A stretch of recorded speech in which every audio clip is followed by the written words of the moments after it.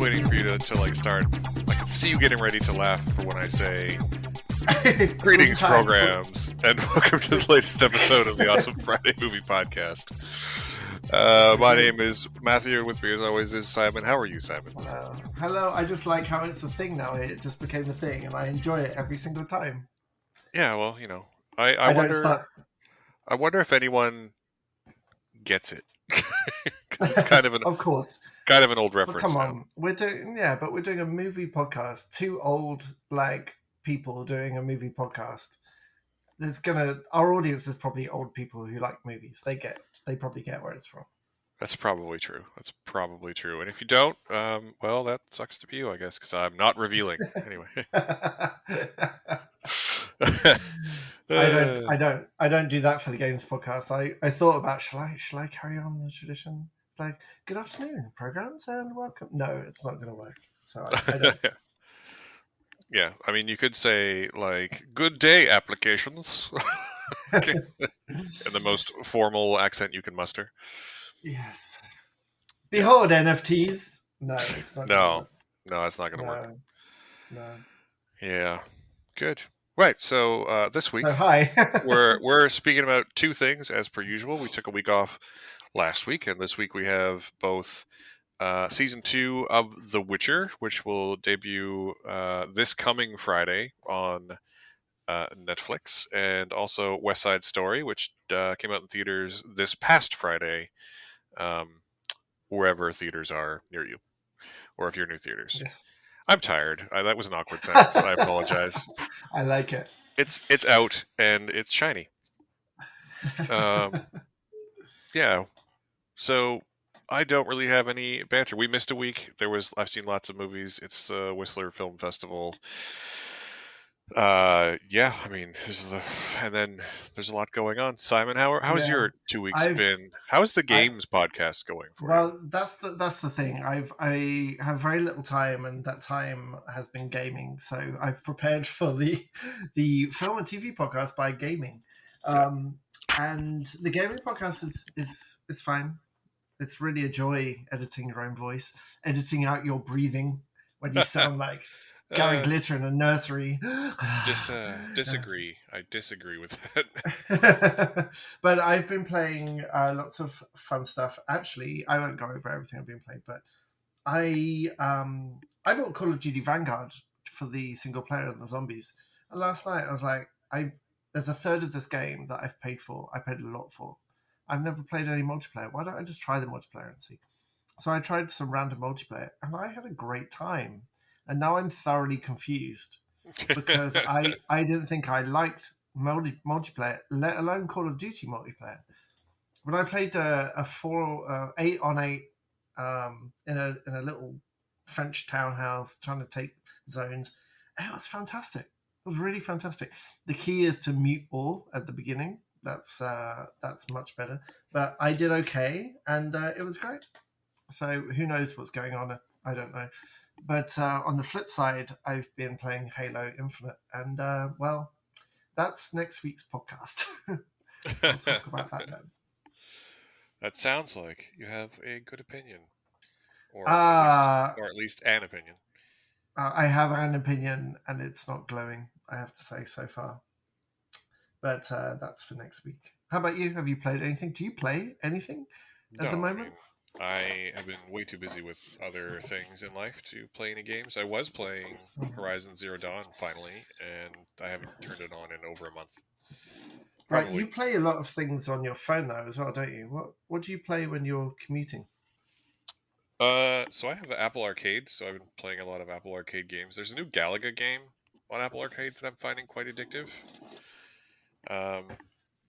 Which is like, it's an updated version of Galaga. I mean, I don't know what else to tell you about it. On my desk right here, you can't see this, listeners, but on my desk here is my tiny app, Galaga. Let me just start it for you. I forgot you had that thing.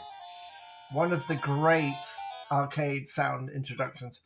But I took a look at the art style of the new Galaga and just went, no, I can't do that.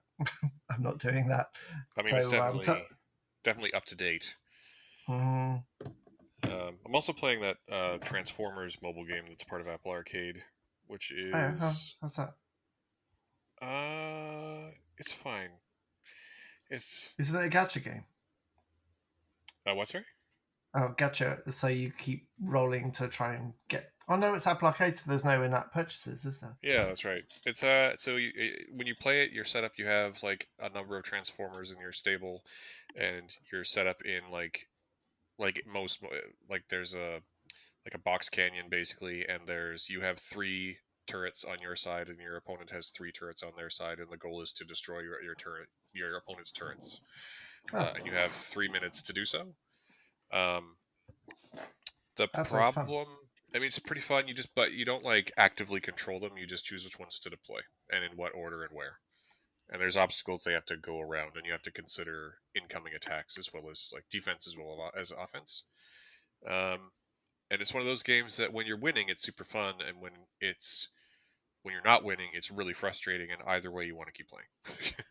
It's, Yeah, that's how they get you, isn't it? yeah, and then to be totally Uh, honest, just to prove how old of a man I actually am, there's a new Solitaire game on Apple Arcade by MobilityWare. It's yeah, like I know the one. a really solid implementation of Klondike, either Deal One or Deal Three, and I'm really enjoying it. My favorite Apple Arcade game. I've no idea how to pronounce it, but it's spelt. Here we are. SP exclamation mark NG, which might be Sping. I don't know, but you basically fling something around in circles. It's like you're throwing a shot put around and then throw it and then catch it with your next little. I'm describing this terribly. It's a really good puzzle game. SP exclamation mark NG. I really love it. Lots of unlockables. It's very cool. I just really Apple Arcade obviously has a subscription fee, but I really enjoy the types of mobile games that I enjoy tend to be the ones that would normally ask me for $1 every 2 minutes, Mhm. and they're not allowed to Yeah, do that on Apple Arcade. yeah, yeah. So I like that about It's them. a it's a huge plus for that platform, definitely.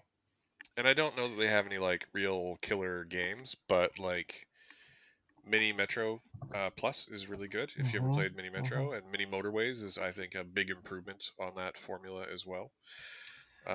There's a Star Yeah. Trek game that's quite good, especially if you're Hmm. into Star Trekky references. There's a Hmm. lot of good stuff, more than you might think. I've Yeah, and I'm quite impressed actually, is that there's quite a few arcade games that are much bigger, that the kind of things you would play on a Switch, and because it supports gamepads now, Bluetooth gamepads. Hmm. It's if you're doing it on an iPad, especially, it's a really good way to just game generally. It's very mobile. And also I can download it onto my Mac as well, and it's really nice having all those games that I can play with a DualShock on my Mac. Yeah, same if you It's have an very Apple good. TV. A lot of them are available for Mhm. Apple TV as well. Right. I mean, Good. but So in the yes, meantime, like the main thing, as I'm sure you're all aware, that I do is watch movies, and yes. Thank God you do. I mean, Whistler Film Festival is on right now, so there's and Blood in the Snow, which is a Canadian genre film festival, just ended at the end of October. So got to see a lot of really fun, interesting horror movies, Canadian indie horror movies, which is I think an underappreciated and very specific niche genre. Mm-hmm. Um, and then Whistler Film Festival is the one that this will be the second year I'm covering it. And one thing I really appreciate about it is that it really does focus on Canadian cinema. So everything I've Mm-hmm. seen so far, I think, has been, except for one, has been of Canadian origin, which is pretty cool. And Uh, quality wise, of these like Canadian horror films, do they um, do they impress you? Are they surprising you? Have you Is there anything there that you haven't really seen before? I mean, at this point, no. um, it's sort of. I mean, it depends on the great advantage of covering or just attending film festivals is that you have the chance to see something new and interesting and fun or put together on a shoestring budget that works out really well or that's really super creative. Um, or so you get to see someone who you're like that person's going to be a star, or like that director is going to get hired to do a Marvel movie someday. You get to see all of that. Mm. Mm-hmm. and you also get to see the exact opposite of that. So, Yeah. it sort of balances out. But I think the good always outweighs the bad for me, and I don't think I ever truly regret watching any movie once. Like there was one at Blood in the Snow called The Chamber of Terror that I don't regret having seen it, but I will never watch it again, and I will never Because it recommend was it to bad or anyone just because just over the top. this is bad, and it was Oh. very much one of those. You know how like it was trying to be an homage to like a low budget '80s Mm-hmm. horror slasher thing, but Mm-hmm. you can't you can't make a you can't make a good bad movie on purpose. Mm-hmm. You have to go in with the intent to make a good movie, and it has to then be bad or so bad that it's good, right? Yeah. But you can't like set out to make that a movie so bad that it's good. It doesn't work. Mm-hmm. Your intentions have to Yeah. be pure, and this is an example of why that is so. Because we're very clearly trying to make a movie so bad that it was good, and it just does not work on any level. Mm-hmm. Except for there was one really good effect that I liked, where a guy's head gets torn in two, but that's about it. Lovely. Yeah. I don't know. Most of what I see ends up on the blog. I did what we watched. We're just sort of ranting at this point, but we watched The Last Duel. It became available on demand last night, Oh, and and I'm just gonna say I think your mileage will vary. It's a very interesting and adult topic, but anytime you're talking to anyone and that person says they just don't make movies for adults anymore, just point to The Last Duel and be like, "It's right there. It's right there. It's a movie about uh, a guy whose wife is raped by his friend. It's 2.5 hours long. It's a medieval character drama in 3 acts. It's a movie made by adults for adults. It's very mm, well produced. I don't think it's like best picture material, but like it's a Ridley Scott movie. Like, what do you want from me? It's a yeah. good movie. Where's Ridley Scott and his kind of career now? Like, is this a personal story for him? Like, where do you get the feeling that he is in his kind of I get creative the output? impression they hired Ridley Scott to do this because when it comes to doing like medieval period pieces, he's really good at it. Like, Mm-hmm. you think of like your Gladiators and your Mm-hmm. Kingdom of Heavens and even the Robin Hood movie. Like he's really good at creating those worlds. And this one's set in 1380 something. So it's and then like even regardless of the 2 hours and 10 minutes that come before it, the duel at the end of the movie is fantastic. Mm-hmm. Mm-hmm. So um, and Oh, I interestingly, completely. Ben Affleck is by far the most fun in the whole movie. So, but the movie's also it's the first time that Ben Affleck and Matt Damon have written a movie together in like 20 years. So Mm-hmm. it's a big deal that way too. And can you tell? Is it well written? Yeah, it's super interesting. So the story is it's a famous true story about the last legal duel in France, trial by combat in France, and basically there's two men at arms, Jean Le Carouge and Jacques Legris. And the shortest version of the story is that Legris rapes Carouge's wife. And so the first act of the story is the truth, according to Jean Carouge. And the second act of the story is the truth, according to Jacques Le Carré. And the third act of the story is the truth, according to Marguerite. And it's made Oh, very clear that the third act is the truth. um, and so that's interesting. it's a super interesting structure, and you get to see. It's super interesting to see uh, the differences between their stories, but also the similarities, like where they don't deviate too much, is just as interesting as where they do. Mm-hmm. And Matt Damon is good, and Adam Driver is good, and Jodie Comer is Yeah, she's having a she's great year. fantastic. She's so good. Yeah, she's amazing. Yeah. Really, So really interesting actress. Well, good. Yeah, I see a lot of people saying it's the great underwatched movie of the year. So I'm always interested in things that kind of slip by.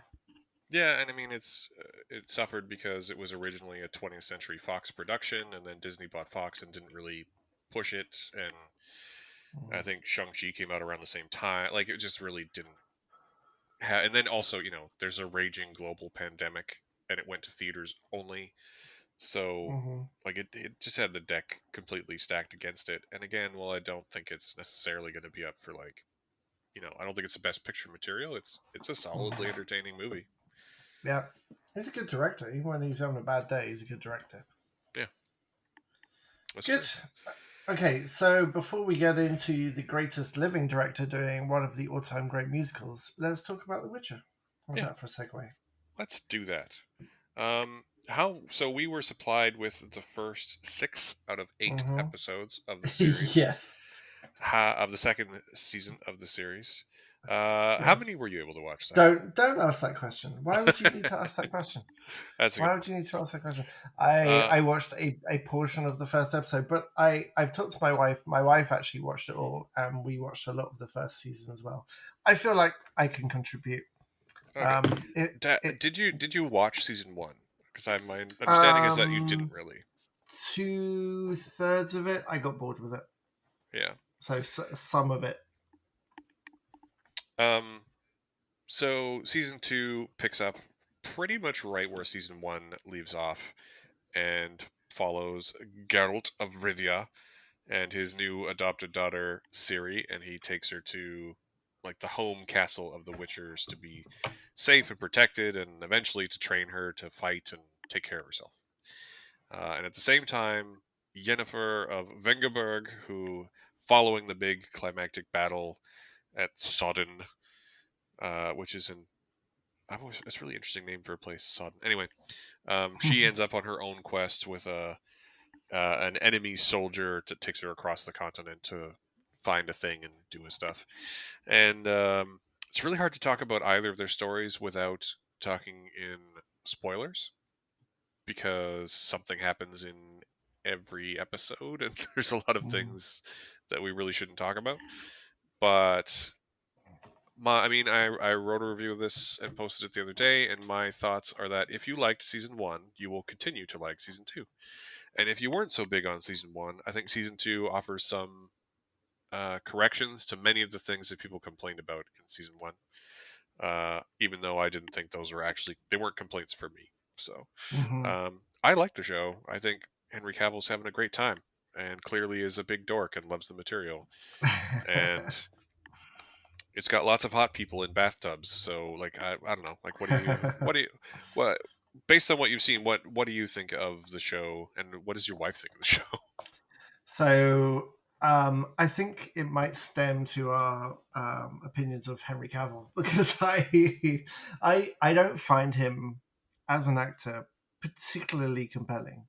Really, and he's good at punching people in the face. Like he's great in Mission Impossible. I love how he's a massive dork and he completely owns it. And um, the improvisation where he reloads his biceps in Mission Impossible is a stroke of absolute genius. But uh, I I find him fine. Like I think the thing with fantasy action drama is that you've got to find the central person like compelling, and I don't find his very gruff Witcher. And I have played a lot of The Witcher 3, and I played the second Witcher quite a lot as well. So I'm aware of the character. I know his background. I know his traits and his secrets and so on. And it's interesting that I read an interview with Cavill that he said he actually started filming the first chunk of the first season in a completely different voice. He used a much lighter voice. And then, as a joke, during one episode filming, he's meant to see a baddie. He's meant to see a monster, and as a joke, he went, "Fuck."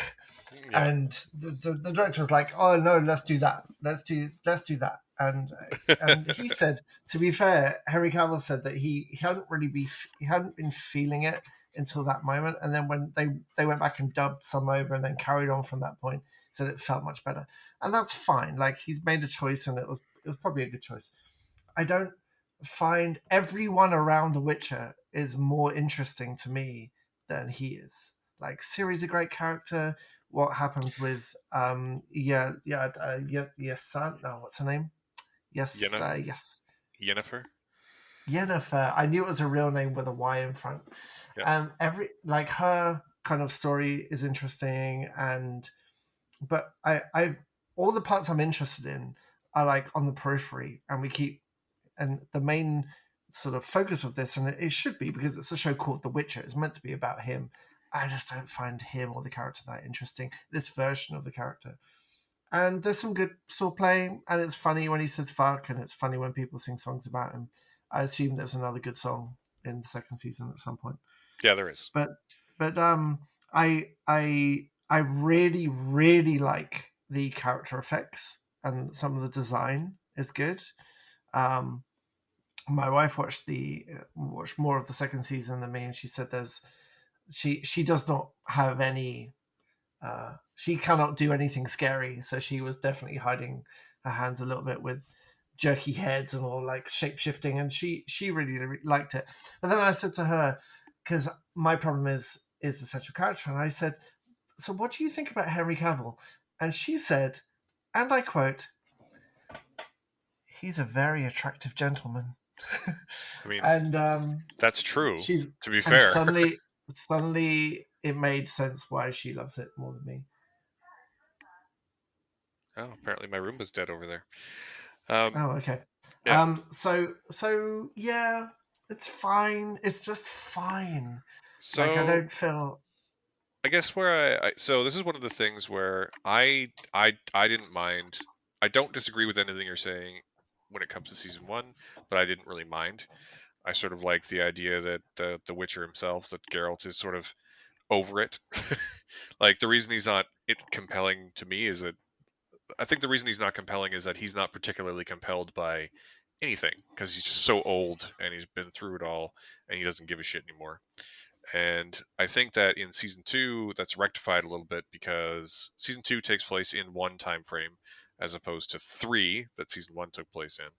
And it's a lot easier to follow and it's a lot easier to see him growing to care about something again through his relationship with Siri. And although they remain separate for most of the episodes that we saw, when he's finally reunited with Yennefer, there's a nice moment between them. And I think that I don't think Henry Cavill is going to win an Oscar anytime soon, but I don't think he's a bad actor either. You know what I mean? Like he's totally fine. He's solid. He's solid, Yeah. and he seems to love the material, and he seems to love the character, and I think that comes through for me. I do think that lots of the side characters are also very interesting. I think that Mm-hmm. is less of a problem in season two. Even though, Mm-hmm. again, I didn't think. Apparently, I had no idea. I guess I wasn't very plugged into the fandom of this show, but a lot of people didn't like the timelines thing in season one, and I thought it was super Mm-hmm. clever. And lots of people had the same complaint that you did that he wasn't the most interesting part of his own show. But like, I also didn't have a problem with that. But I think Mm-hmm. also I was talking That's to fair. another friend about this the other day, and they said they didn't figure out the timelines thing until like the second to last episode. And someone else told me that too, and I'm like, how did you not figure it out by like episode four at the latest? Like to But me, it's it the was it same. was it was fairly apparent pretty quickly what was going on. I think media literacy is an interesting thing, isn't it? Because I've definitely heard the same about Dunkirk, the Chris Nolan movie that has the three split timelines, and people not realizing at all that there's three split timelines. And I think Well, Dunkirk there's even some like people. spells it out in the first frame. Like I that's know, but if you're eating your popcorn, like there's your context. The I think it's some people are going to notice that and some people aren't, and I do think if you're going to pull that as a the writer and the director of the show has to kind of accommodate those that get it and those that don't. I think maybe.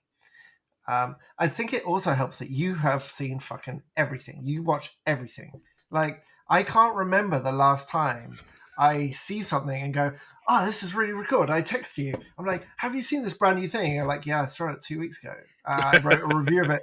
My review's been published. I'm going to the after show party and I'm interviewing the director on Wednesday. Like it doesn't happen. It never ever happens that I get to surprise you with anything.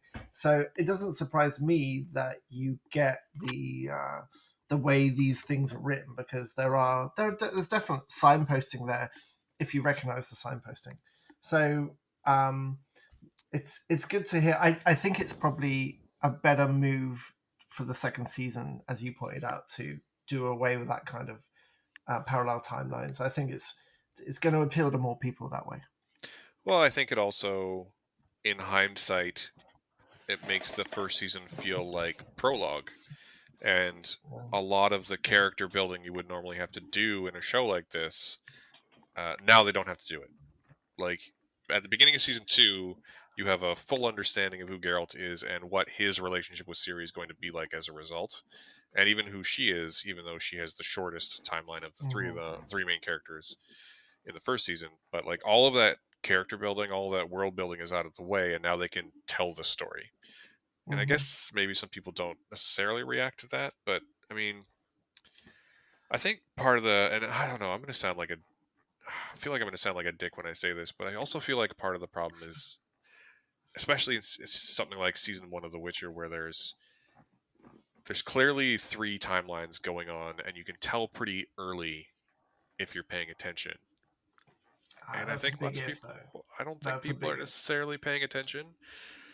We talk about media literacy. I think there's a lot of facets to that conversation, but I think that there's 2 things at play. One is that I think people are very impatient. And to be clear, I don't think it's a problem that my friend didn't figure out the multiple timelines until the second to last episode. But when he figured it out, he said it was like a great moment that he figured it out, and like that the story came together in such a way.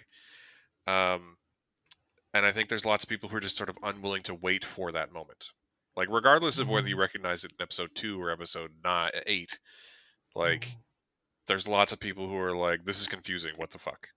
And then that's Mm-hmm. just sort of the end of their experience. Yeah, yeah. And there's also lots of people who I feel, and I get this mostly these days just by, I don't really post on TikTok, but I watch a lot of TikTok, and there's lots of people out there who seem to watch things only to say they have Oh my watched them. god.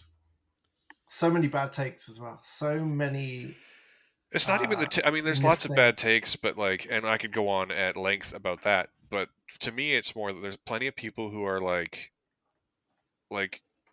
I've seen the thing. I've I put that notch on my belt, and now I'm moving on to the next Mm. thing. And there's Yeah. little to no thought about it at all, other than have I seen it or not. Mm-hmm. And I feel like there's a lack of just like maybe consideration or even just like the experience of watching the thing beyond, stories are meant to inform and tell and entertain, and there seem to be a lot of people out there who are just like, I've seen it, I can move on Yeah, but that's without binge any. watching culture now, isn't it? That's the way these streaming services work now. Is like watch all this thing quickly so we can show you the next thing. And honestly, the new episode of The Expanse came out on Prime, and I was getting ready to watch the whole thing as much as I could, and then I realized they're doing week by week. They're doing Well, like they're interestingly, not just throwing it all down. Netflix is pretty much the only streamer that's doing full drops at this point. Like, Disney Oh yeah, yeah. Plus has done, Disney Plus with all their Marvel shows and Star Wars shows, they maybe drop one or two, like 2 or more at the start, but then it's week by week for the remainder, and then the new stuff Mm-hmm. on. There's a new show we're watching that it's on Crave in Canada, and I think it's Showcase or Showtime in the States, called Yellow Mm-hmm. Jackets. Week by Yeah, week. HBO is still week by week, even the shows they're doing on HBO Max exclusively.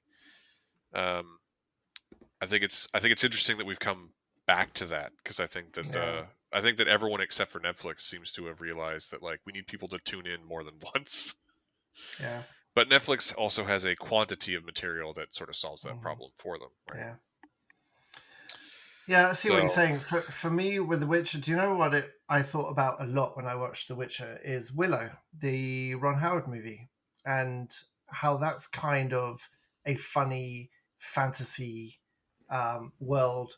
But when I was thinking about why I didn't like, why I wasn't invested in the main character, and I thought a lot about how Val Kilmer's character sort of goes through that movie as a fantasy Han Solo, but I mean, I'm not the hugest fan of Val Kilmer, but he is in that movie. He holds it together because he is so energetic. His energy just pushes everything forward, and he's got that.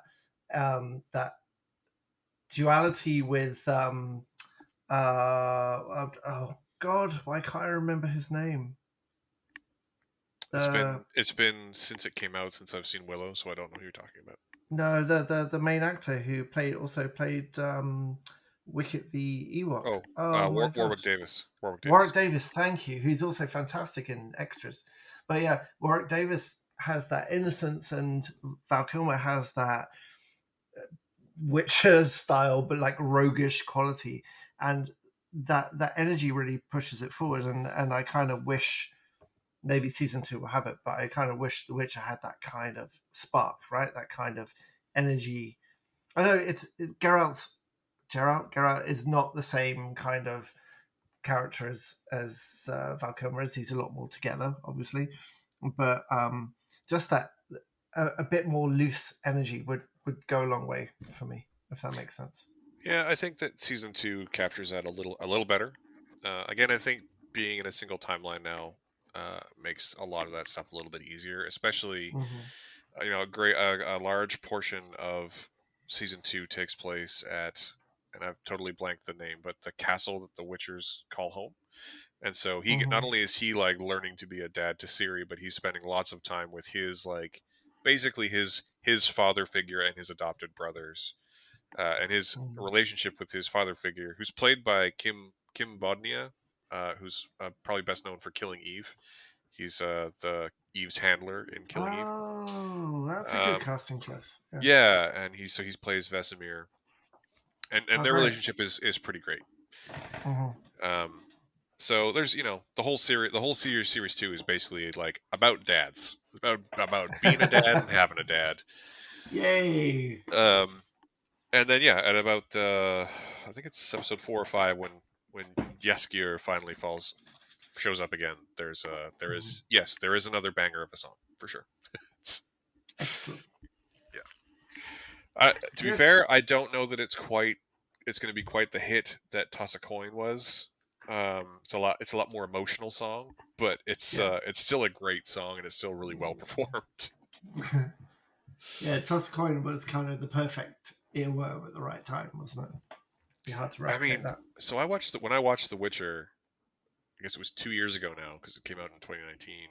I distinctly remember for weeks and months after, I would just like randomly be doing something, and then I'd be like, "Toss a coin to your Yeah, lonesome, oh valley absolutely. of plenty, oh valley of plenty." Like, it's just like it was such a good song, and then it was covered to high heaven on YouTube and other social Yeah, media platforms. So it's because it's a heavy metal song, but sung on a lute. Like that's a perfect combination. yeah, so I mean the new song is like that too.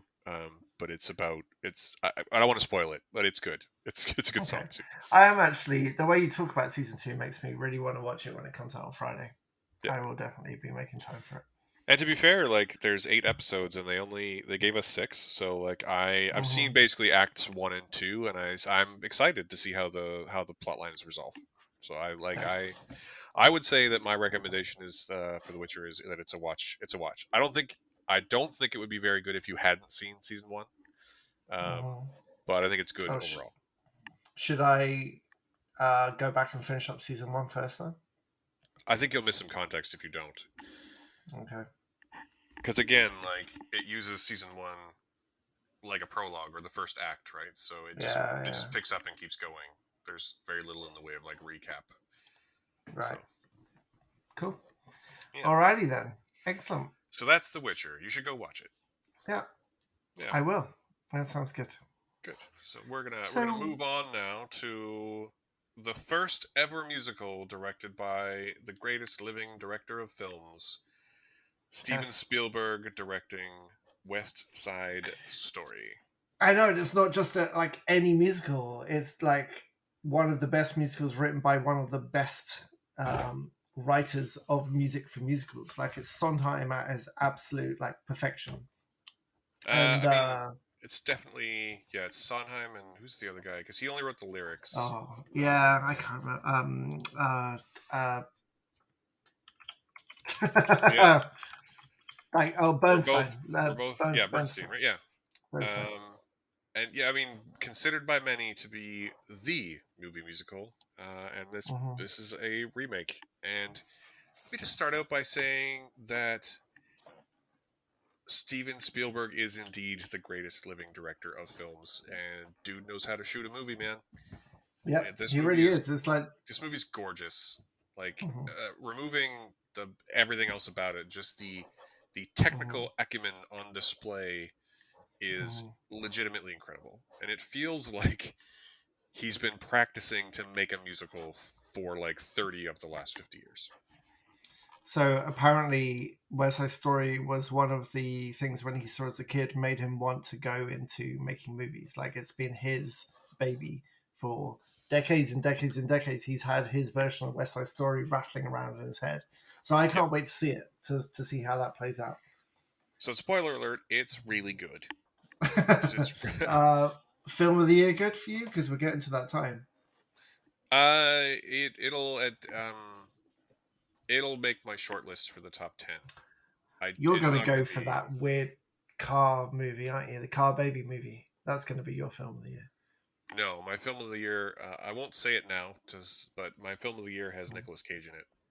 Ah, which I still haven't seen that either. Yeah. So I mean, so West Side Story. If you have never seen it, I don't know what rock you're living under, but it concerns. It's set in the 1950s. It's set on the west side of Manhattan, and there are two rival gangs: the Jets, which are sort of white ruffians, and the Sharks, which are Puerto Rican, uh, new, mostly young Puerto Ricans who have just moved to America, who are struggling to make it there. Um, and the new version of this is much more overt in its themes, which I think is a very good choice. Um, it's like so the opening of West Side Story, the 1961 version, I think is one of my favorite sort of sequences of in film history where it's basically wordless and it's the two gangs dancing through the streets. It makes it clear that they're rivals for territory. The opening of the new one is a long, to be fair, a digitally assisted pan over the neighborhood that's being demolished because this story is also about gentrification. But it pans over this demolished neighborhood to the Jets, who are then walking and dancing down the street toward a mural of a Puerto Rican flag, which they then deface. Ah, Uh, it is much more overtly about the racism that the Puerto Ricans face. And it's also mm-hmm. much more about the gentrification that they're all facing. I think that in terms of its representation, I'm a white dude from Canada. I can't quite 100% say, but I imagine there's still a number of stereotypes that are problematic. But also, this one doesn't have white people playing the Puerto Ricans. So, and it does like fully invest in that, like, yeah, the white kids are racist and the white cops are racist too. So, like, it definitely leans in a way that I think Mm. is a big improvement. But then also So, some absolute great songs and some pretty great mhm, dancing. And again, like Jesus, Spielberg knows how to make a camera move. yeah. It's pretty incredible. Spielberg is. I totally agree with you. His movement and his panning is incredible, but it's his framing that just blows me away. The way he fills a frame, you could pause any of his movies and print that out and put that on your wall because it's just perfect frame after perfect frame. And I was watching Tintin, so his weirdly mocapped Tintin, which is this weird kind of uncanny valley, half real person, half computer. It's more successful in Tintin than it is in uh, the train, the winter train thing done by The Polar Zemeckis. What's that called? Express. Polar Express, which is just a nightmare to watch. That movie, it's a nightmare. There's something deeply wrong about how humans are portrayed in that film. But Tintin is it's like an Indiana Jones sequel, but even better. And the framing, the way he fills the frame after frame, and the action and how it melds into each other, just by looking at the screenshots you were using for your review, that massive splash shot you put across the top. Whereas, like, you can tell it's Spielberg just by looking at how perfectly that shit is framed. And I guess from your impressions from watching this movie, the whole film is like that. It's just Yeah, I mean gorgeous for everything you've seen. it's not without its problems. And again, Ooh. I'm not going to even try to speak to the representational stuff because I know there's some Puerto Rican critics out there who have some issues with it, and I think you should probably Google those, just even if you love the film like I do, just for some alternate perspective. Mhm. Um, if I had to nail it down, the thing that really works for me in this film that Spielberg is probably the best at is not so much how he fills each individual frame, but he is an expert at deploying the one take. He's, and when you say like a one shot, people think like 5-10 minute shots, but Spielberg is an expert at deploying single take shots that last somewhere between like 30 and 120 seconds. And there's one in particular, and if you remember the original, even when they go to the dance, and the dance opens up in the original, like it just cuts to the dance and the music starts and the kids are all dancing on the floor. In the new one, it follows one of the gangs down a gymnasium hallway. The door opens for the camera, and the camera pans up, over, and through the teens dancing, and then turns around to catch the teens you were following through the hallway joining the dance. It is spectacular to watch him Mhm. shoot singing and dancing. Mhm. Uh, the song "America," which is probably the most famous song, one of the most famous songs from the whole thing, Mhm. which is great in the original, but it just takes place on a rooftop, Mhm. whereas the the new version they take to the streets and the whole neighborhood gets involved, and it's just amazingly, again, just amazingly. The whole thing is amazingly shot. There's no other Mhm. word for it. He is so good at making a camera move around a performance and Mhm. really building investment through these longer takes. He's so good at it. Um, but also, there's plenty of scenes that are super desaturated, which I find really annoying. Like Mhm. there's Like the difficult to see because the exposure's off, or no, just like there's some scenes that are bright and colorful, like the sequence. If you look at the review that I wrote, the big splash image, which is Anita Mhm. and Bernardo dancing in the streets to the song "America." It's bright, it's colorful, it's full of movement, and there's a lot of sequences with the jets where it's full of movements and it's bright, but it looks like it's almost sepia toned. it's, Mhm. it's just that current trend of lack of color. I'm sure that's a choice. It must be. It might be. It might be a choice. It might be a choice to show some difference between the Jets and the Sharks. And Mhm. the film goes out of its way to show a lot of differences between them. The Jets are all unemployed ruffians. The Sharks are all employed. They all have jobs. They're all much more hardworking than the Jets. Um, and Tony. So in the original, Tony falls in love with Maria, and that's what happens here too. But Tony in this version is also an ex-con, which I don't believe he was in the original. He's fresh. The reason he's out of the gang isn't because he wanted out. It's because he went to jail for nearly killing a kid in the previous rumble. Oh. So there's this added thing of like when it comes time for, and I don't think we need a spoiler warning on West Side Story. Maybe we do, but when it Mhm. comes time for the climactic rumble, there's a whole between the two gangs. There's a whole added aspect of like cycles of violence that just isn't present in the original as well. So All right.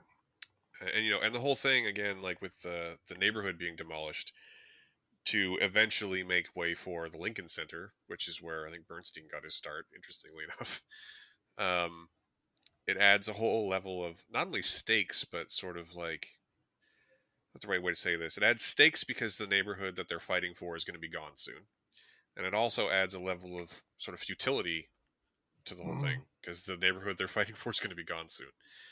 Um, and it's again it's much more overt in all of these things than the original. Like that, not that this stuff wasn't there in the original, but it's much more Yeah. overt here. And is it the better for it? Do you think? Oh, absolutely, it is. Like Yeah. part of the historical. I mean, West Side Story is a great musical, but it's to call it problematic would be an understatement. What with the you know the guy who plays Bernardo in the original is Greek, not Puerto Rican. Like Yeah. there's problems, and the cops in the original just treat all of the gang members like they're just kids, right? Whereas like in this version, Hmm. the cops very overtly favor the white jets over the Puerto Rican sharks. Like Hmm. it feels more real. It feels more topical as well. Like Hmm. it feels, it's just a modern. As much as it's a historical context, it's also a more modern context because we're obviously, especially in America, it's not dealing with these things anymore, right? Like Yeah. we're not Yeah. post race. And I think one of the most interesting choices in the whole film is that obviously the Puerto Rican characters all speak Spanish, and none of it is subtitled at all. Like nothing Nope, at all. nope. And I was worried. So when I saw it was a pre-screening, and I was wondering to myself, like, is this a screening messed up? Like, what's going on here? But I found out after the Mm. fact, and Spielberg, I'll find the link and post it. But said in an interview that he didn't want to make the Spanish subservient to the English, and I think it's a actually really amazing choice. Uh, it might be easier for me. I don't speak Spanish, but I speak a little bit of French and Italian, so I can sort of get through Spanish as well. But I also don't think there's any scene where like the language barrier isn't sort of broken already. Like you sort of know what's going on in the scene, even though they're not speaking English, right? Yeah. And it's not like there's great lengths of time where they're only speaking Spanish. All the Puerto Rican characters are speaking Spanish and English. Um, Hmm. but I think it's a really interesting flex to basically come out and say we're a bilingual country, deal with it, which is effectively what he did. I mean, that's a really interesting point. As long as it's not obfuscating any like story elements, do you feel you missed anything by not understanding like every Spanish line, or because you understand the gist and that it was bilingual, it was enough for you? No, I don't feel like I missed anything at all. I Yeah. imagine there will be people who say that they did, um, Hmm. but I think if you're paying attention, there's not going to be anything you're really going to miss, right? Yeah. But Yeah. communication is what do they say? 70% how you look, and 20% how you sound, and 10% what you say, right? So Yeah. Hmm. you can pretty Yeah. much like um, when Bernardo's trying to convince Maria not to see Tony, you can pretty much tell that she's telling him to go to hell and she Yeah. wants to follow her heart without knowing exactly what she's saying, right? Because you know Yeah. what she's saying. Yeah. Yeah. So Yeah. it's That's a really interesting choice. yeah, I The think it really works. And again, I mean, again, just I speak just enough Italian that I sort of can understand Spanish as well, which helps. But again, I don't think Yeah. it's going to be a problem for those of you who don't. Yeah. So I'd be very very interested to see um, reactions to that. Actually, that's a very very brave choice. I think for such a large tentpole movie. I think that's one of the big advantages that Spielberg has, right? Is he can be like, "This is what Yeah. we're doing," Yeah. Yeah. along with the fact that I mean, so Ansel Elgort, who plays Tony, is a person I've seen in things before, and Rita Moreno is a living legend, and Corey Yeah. Stoll is a great character actor, and so is the guy whose name I've forgotten who plays Officer Krupke. Hmm. Um, I can't remember his name. He was in Spotlight, among other things. Anyway, but most of the rest of the characters are either super young up and comers, Hmm. or just not famous at all. Like the guy who plays Hmm. Bernardo is not famous because he's Tony Award winning, but he's not like a movie Hmm. star. You know, Hmm. I think that Spielberg is able to flex in that way where he's like, I'm just going to pick the best actor for this role, and it's a Yeah. Spielberg movie, so I can do that. You can do that. Yeah. Yeah. Absolutely. You Brian Darcy mentioned James, that's who plays Officer Krupke. Brian Oh, Darcy okay. James. So Rita Moreno's back in West Side Story again after playing Anita in the original. And what kind of role does she have in this? Is it a larger role or is it just a cameo?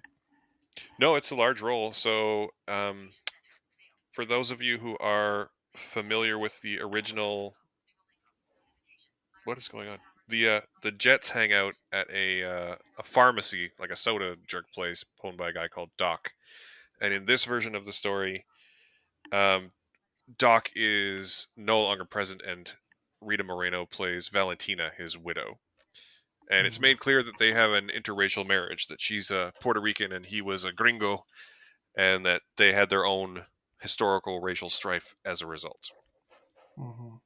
And it adds a lot, it not only, I mean, her presence connects um, to the two films together in a really meaningful way, but it Mhm. also adds some Mhm. context because Tony's obviously working at Doc's pharmacy and she's Puerto Rican, so it obviously gives him some context to be maybe a little more sympathetic to the Puerto Ricans than, say, Riff would be.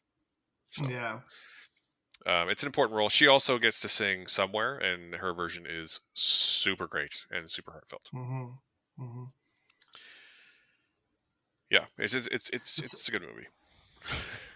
So I read a report earlier today that the numbers have been really, really low. Like it's not done very well, and of course, it's a pandemic. But do you see any greater reason for that? No, I mean, no, not really. I mean, I don't think any movie's doing as well as anyone wants it to do, right? Hmm.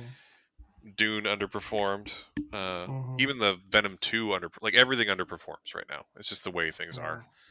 Hmm. I think that I think that there's a new reality happening that studios are resisting as much as they can. Hmm. Um, and I think as long as there's the promise of movies coming to streaming services quickly, I think that box offices will continue to flag, to not do as well as they did previously. And Hmm. I don't think that's a bad thing. I think that maybe we need to reevaluate how we value these things anyway. Yeah. So It seems like the early days of when they were adjusting to the pandemic, where they did day and date streaming and theatrical releases, and they actually did some good numbers on a lot of things, and they've gone back to just theatrical releases.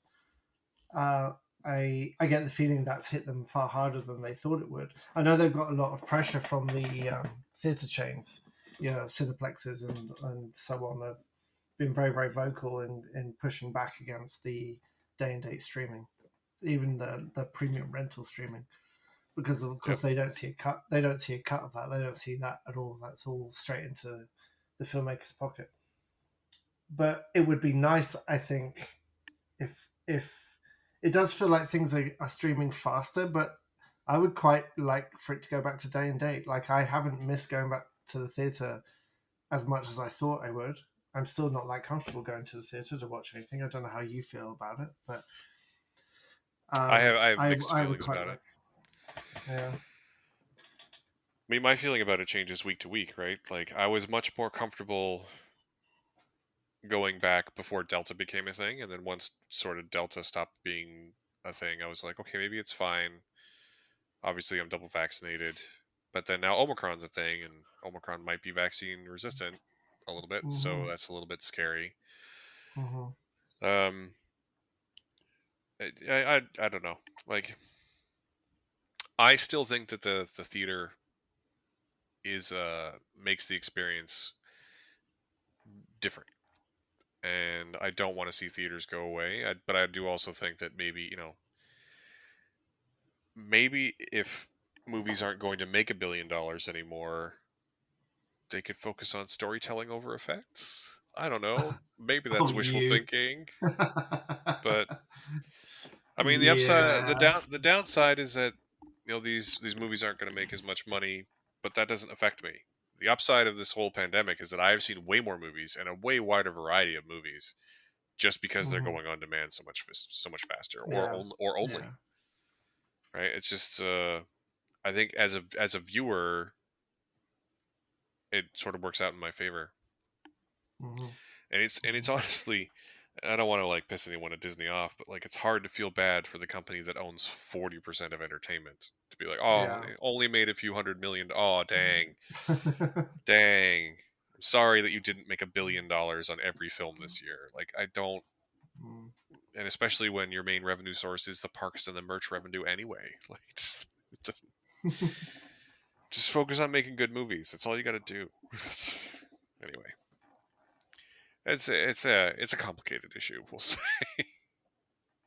It's really interesting to me how they will a movie released by Disney will do incredible numbers, will make so much money, but that it will still be regarded by them as something they don't want to pursue into a. If it's not franchise material, then it's a failure. Like if it doesn't make that like 8-digit number, then it's not worth pursuing. Like I think that's a really interesting thing that's happening because they own so much media. We're just gonna slowly shift towards this like homogenized um, structure that is guaranteed to get them X amount of money, which is kind of a complaint in some of the Marvel movies, certainly from me. Although it looks like a lot of the upcoming Marvel movies maybe might be doing something different, but I don't know. I just don't want because Disney now owns so much. I don't want it just to slowly shift towards this one ring that rules them all. Know what I mean? I mean, you've talked about this before. I know. Yeah, I mean, so There's this. it was interesting. I was on Twitter the other day, and someone ended up in my timeline with this image, and the image was a grid and it had 25 logos on it, each one for a film, and the sort of tagline was like, "Here are the 25 most anticipated films and series of 2022. Which one are you most excited about?" So obviously, there's tons of people being like, "I'm excited for this one. I'm excited for that one." But the thing that I noticed immediately was that out of 25, and again, it was TV shows and movies, but out of 25 things, 12 of them were Disney. Uh, 6 of them were Warner Brothers. And then the rest were like onesies and twosies of like Sony and Paramount and Lionsgate Yeah, and that kind of thing. Milan, yeah. But then the more interesting thing that I didn't talk about afterward is that if you look at that image again, literally none of them are original. They're all either sequels or franchises. So what I'm trying to say is that thing you're worried about is already happening. It's already been Okay, happening. good. Like it's been happening Oh, for a okay. while.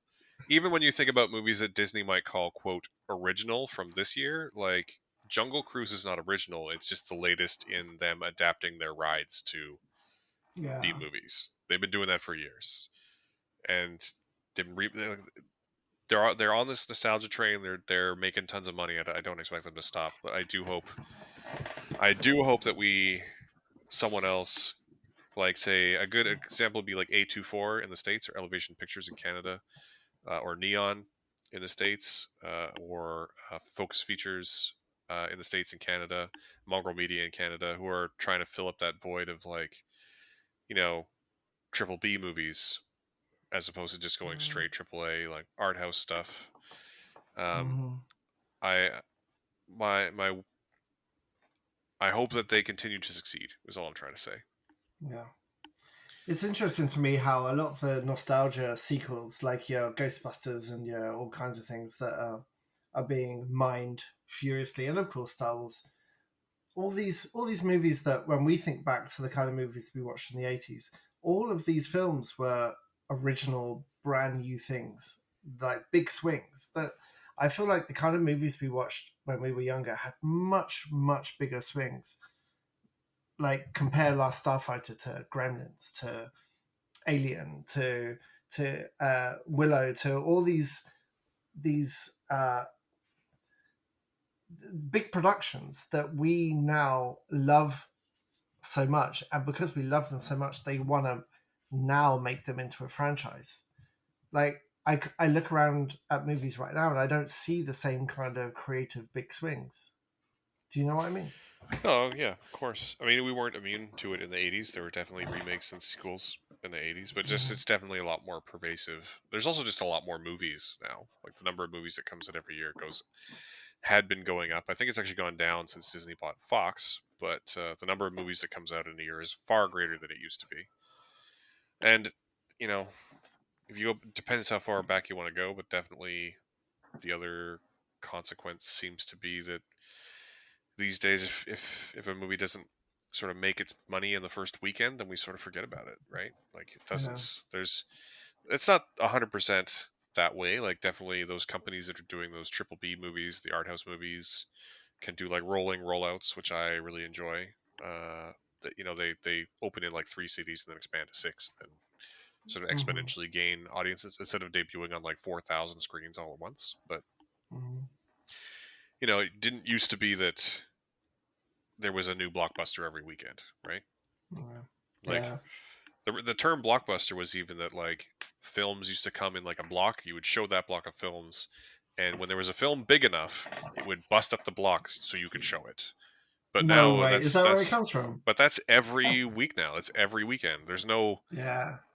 it's just you're not the blockbusters have become the block. Yeah. It's a thing. It's a whole thing. Yeah. That's really interesting. Yeah. So Well, that's a really optimistic so that's view of very the much like future. West Side Story.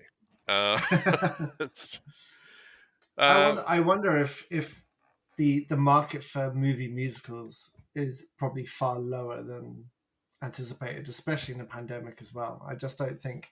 I know so many people who hate musicals, who just like if it's a musical, they don't want to see it. They're just not interested in it. It could be the best movie in the world, and they don't want to see it. And I think this the opinion or the experience with bad Amdram or bad musical theatre at school like puts a lot of people off. As a genre, I think it's a pretty hard sell, to be fair. I mean, definitely harder now than it was before. You know, Mm-hmm. but Yeah.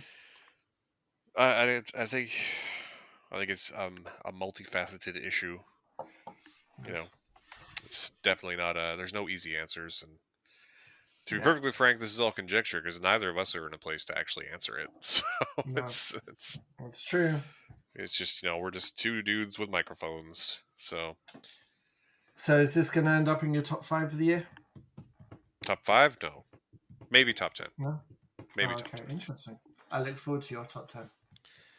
It's as of right now. There's at least 2 musicals in the short list, so that's because I think I liked I might have liked Tick Tick Boom more than West Side Story. Oh, interesting. Tick Tick Boom is fantastic, though.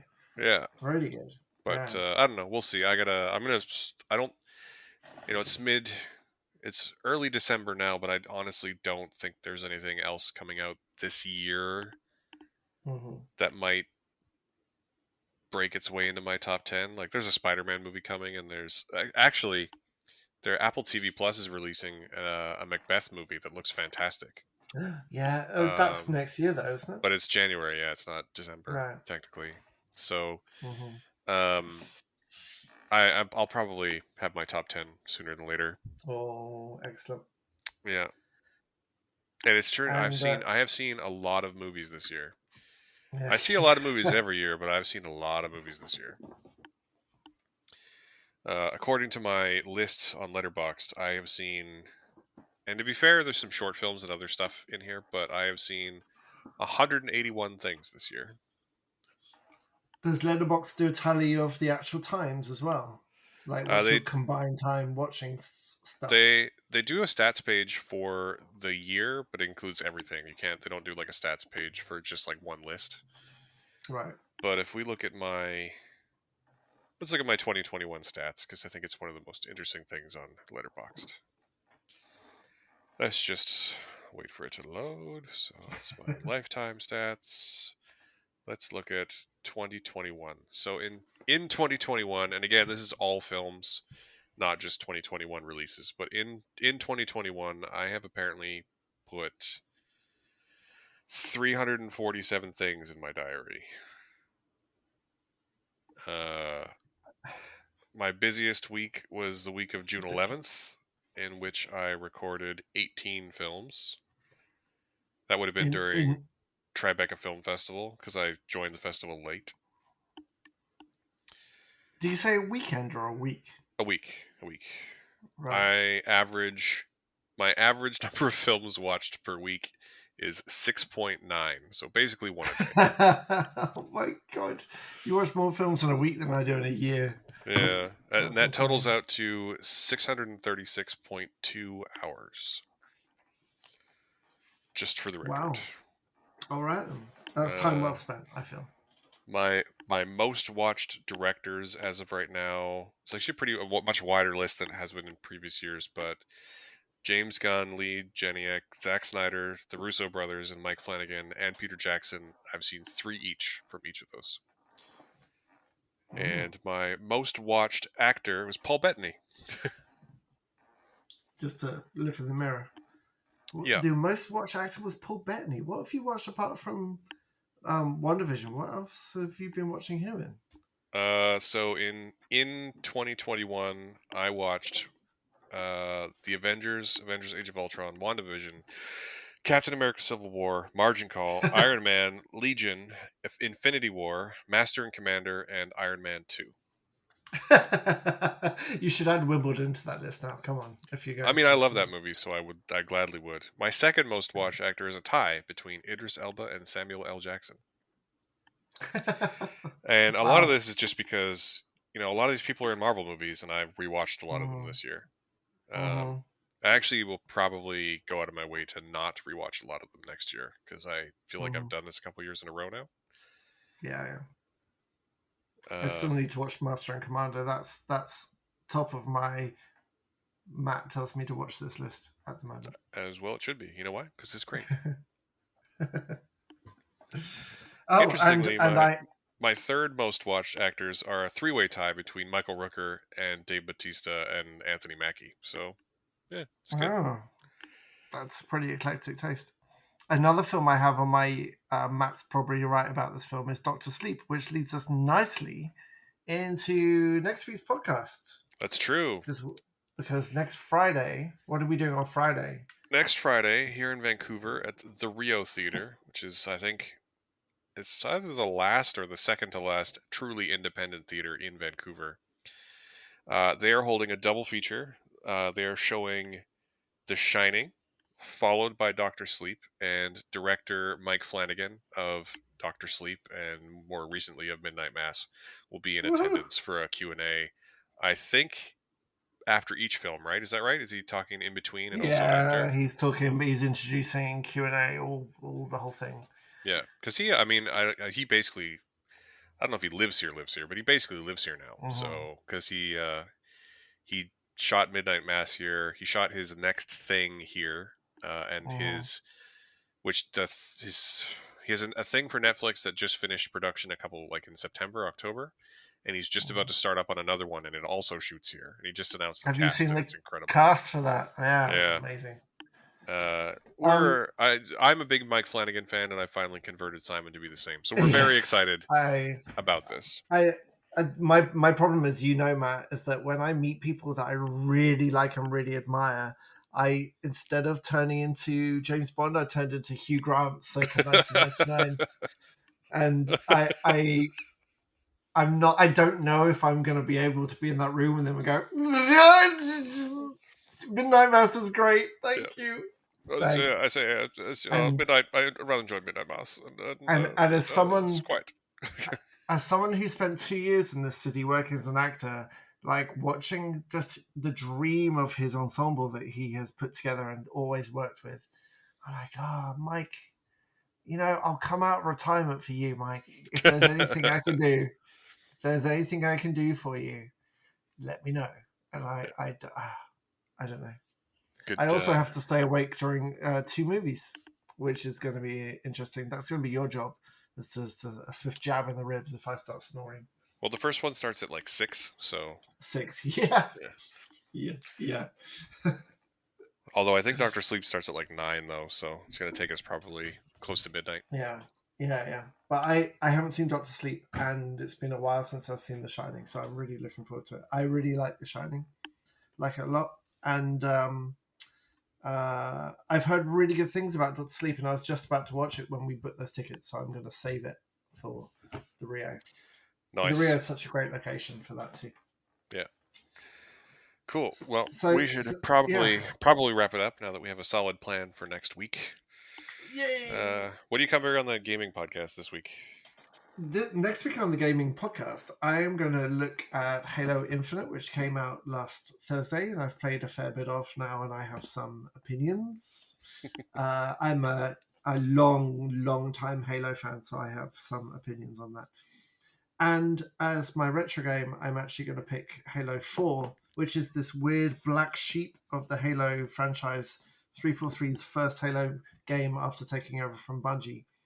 And it's a really, really interesting game. It's very different from all the other ones.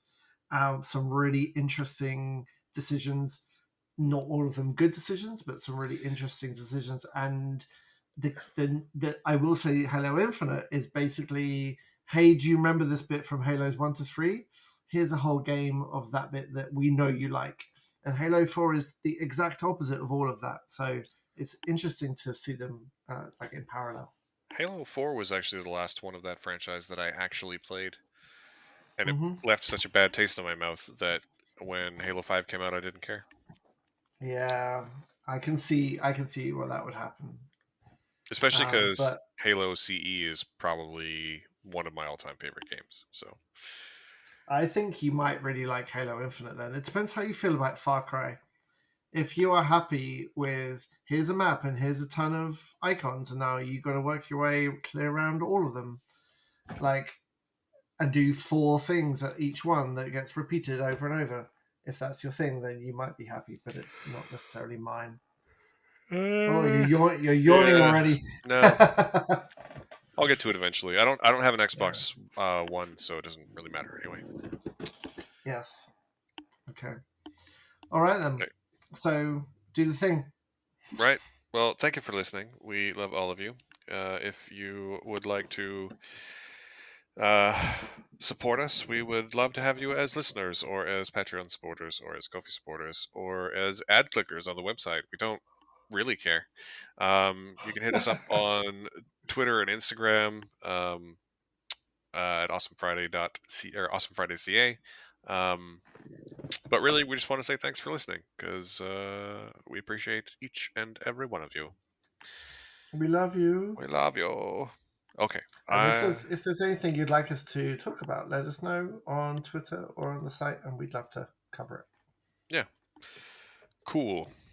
All this, of course, can be found at awesomefriday.ca. And if you would also like to give us a review on your podcasting platform of choice, presumably the one you're listening to this on now, we would greatly appreciate that also. It does actually a lot more than you might think. Yeah, and on that, I think we're going to sign off. Thank you again so much for listening, and we will see you in a week. Thanks. Bye.